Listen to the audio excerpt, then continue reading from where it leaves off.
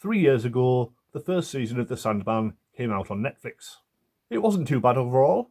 It made some questionable changes, but some of the stories were adapted quite faithfully.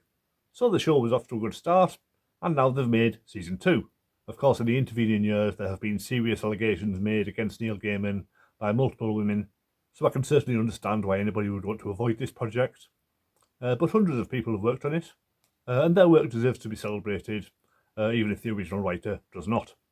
The second season starts by adapting a season of Mists into 3 episodes. To start with, we meet all the Endless gathered together for the first time. Adrian Lester is a strong presence as Destiny, but Esme Creed Mars as Delirium is nowhere near kooky enough. She's one of the best characters in the comics, with a constantly shifting appearance and always coming out with hilarious lines. Here she just appears like a slightly quirky art student. Her accent is far too posh, and her appearance is much too conventional. The first episode also adapts the story of Dream's relationship with Nada. It's one of the most important storylines, but it's not given nearly enough screen time, and Nada seems to condemn herself to hell, whereas in the book it was clearly Dream's fault.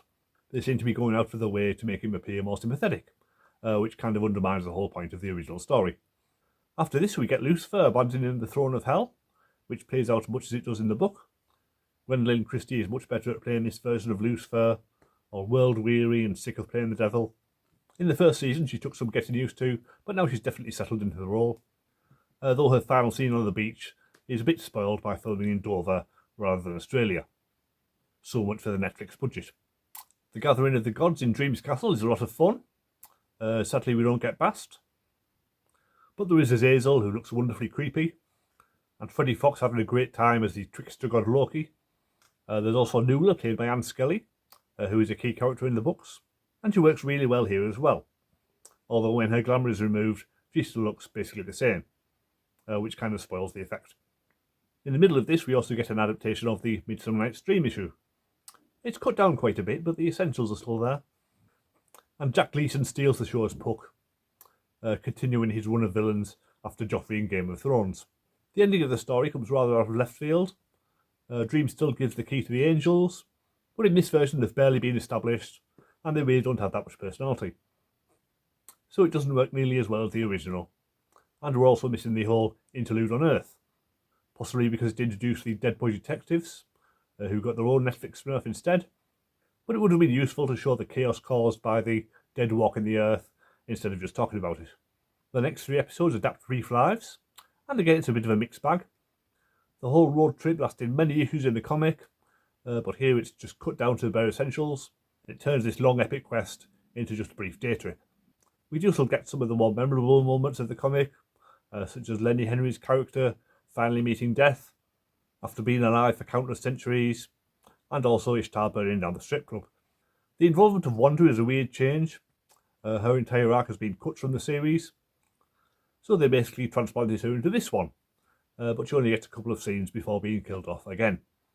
She's a lot more three-dimensional than the comics version, who is basically just a drag queen, but it still feels like an awkward inclusion, and even fans of the character are unlikely to be satisfied by it.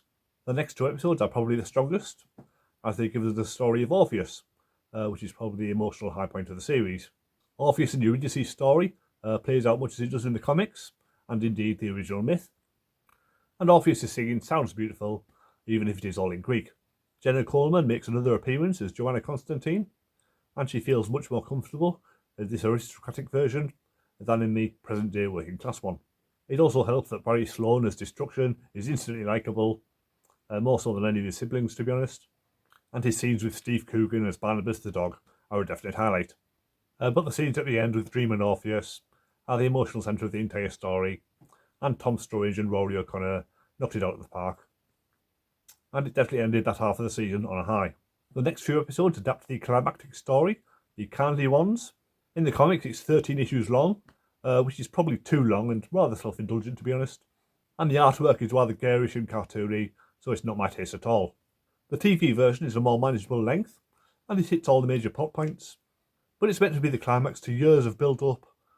Coming at the end of season 2, it feels very premature. It's like if Game of Thrones had ended with them fighting the White Walkers at the end of season 2. Lita Hall's storyline suffers the most.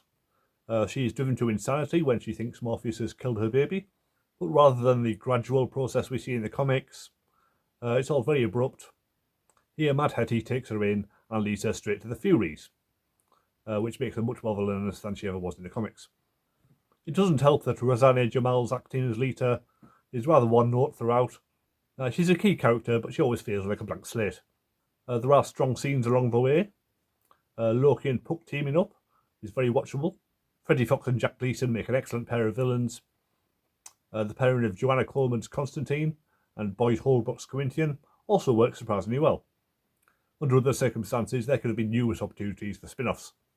The climax plays out much as it does in the book, with Lita slaughtering her way through the Dream-In, until Morpheus agrees to take Death's hand and leave the stage. In the book, Daniel becoming the new Dream was a big surprise, but in this version, it's pretty much spelled out right from the start. I guess they had to make it more obvious to viewers that it was all part of Dream's plan, but it would have been nice to leave it a bit more ambiguous. It's a shame we don't get the striking visual of the new Dream being all white. It worked really well in the comics, but I guess without casting an albino, it would have been very difficult to pull off in live action. The final episode adapts the wake, slimming it down a bit, but still covering the key points. Morpheus' funeral is only attended by a couple of dozen people, whereas in the book everybody was there in their dreams, so it feels like a shame to just limit it to the characters who've been introduced in the past 20 episodes. Still, the Endless all get their own moments to shine as they speak at the funeral. The Desire and Despair have been very much in the background this season. This is about the only episode when they actually get something to do. Jacob Anderson as the new Dream was surprisingly good. He does a good job of portraying the innocence and naivety of a child in an adult's body. It's a pity we don't get to see him bonding with Matthew, only Lucenne, but she is very much Dream's second in command in this version, so it makes sense to have her get more prominence.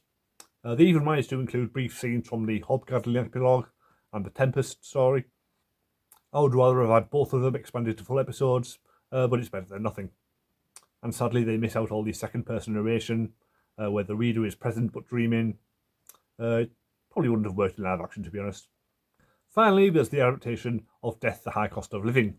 Again, it's a decent enough version, and finally gives Kirby Howell-Baptiste's Death a chance to shine. The main difference is that the character of Sexton has now been aged up. In the book he was only 16, but here he's played by Colin Morgan. I guess they had to do it to match this version of Death, but the whole tone of it feels different when all the characters are in their mid-30s rather than teenagers. The Sylvia who Sexton writes a suicide note to is now his ex-girlfriend instead of his mother, which is a bit weird. But the overall structure is sound, and it's a decent way to end the series. It's been an odd series overall. Part of it worked really well, but the compression of years' worth of comics into a dozen episodes has ruined the pacing. Everything happens far too fast, and there's no time to flesh out the universe with all the countless side stories. The cast are all excellent though, particularly Tom Sturridge as Morpheus. I wasn't too keen on him at first, but he's done a fine job fleshing out the character, and he will no doubt go on to bigger and better things in the future. Thank you for watching. Please subscribe if you want more reviews, or you can check out my Patreon to read my weekly reviews of Star Trek Strange New Worlds. Hope to see you again soon.